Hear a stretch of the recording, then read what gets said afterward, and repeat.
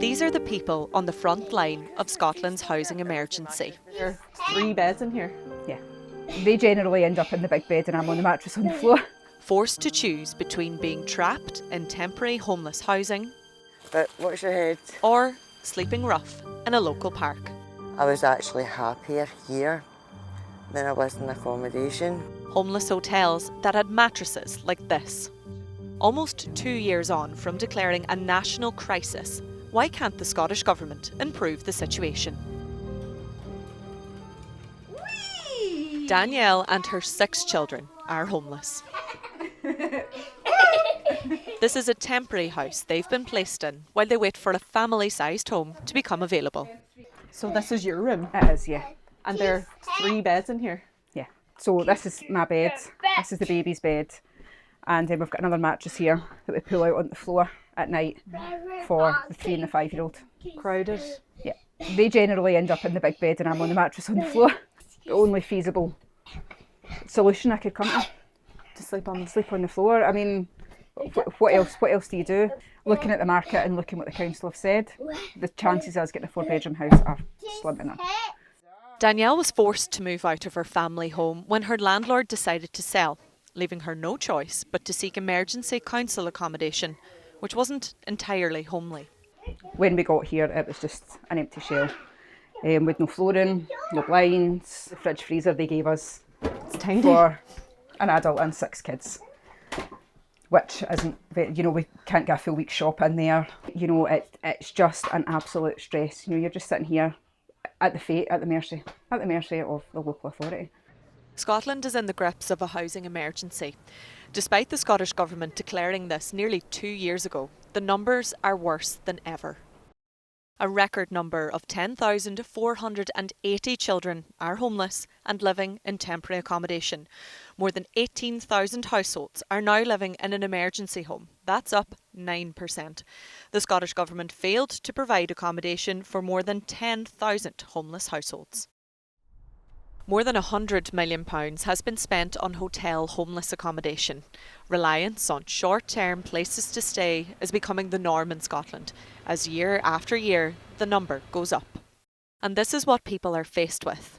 We've been sent these images by a homeless organisation, filthy mattresses that people are expected to sleep on.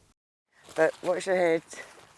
This was where Paula used to call home, a mucky, overgrown patch of a public park in Glasgow. It was necessity. It was necessity. Paula was placed in a homeless hotel she says was filled with drugs, violence and sex work.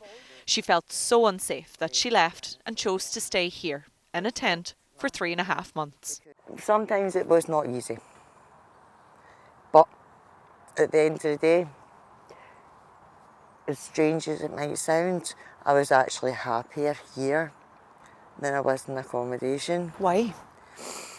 The whole drug situation and just backbiting and people coming to your door causing problems, and it's just stuff you don't need when you're going through hell, basically.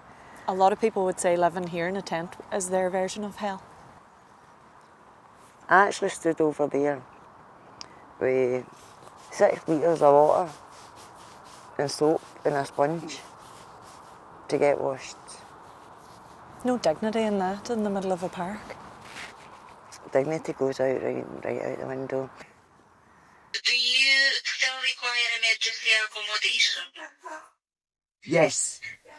Paula has now been placed in this emergency, temporary flat provided by Glasgow City Council, but she says the area isn't safe for her and can't be a long-term solution.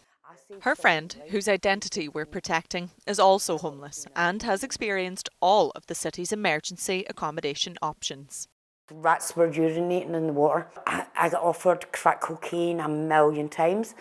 And whatever place in Glasgow accommodation that you're put in, you need to be the person that shouts the loudest. The thing you hear the most is, we are going through a housing crisis, which basically means your worker is saying, get to the bottom of the pile, hen. Why isn't it safe for homeless women in Glasgow?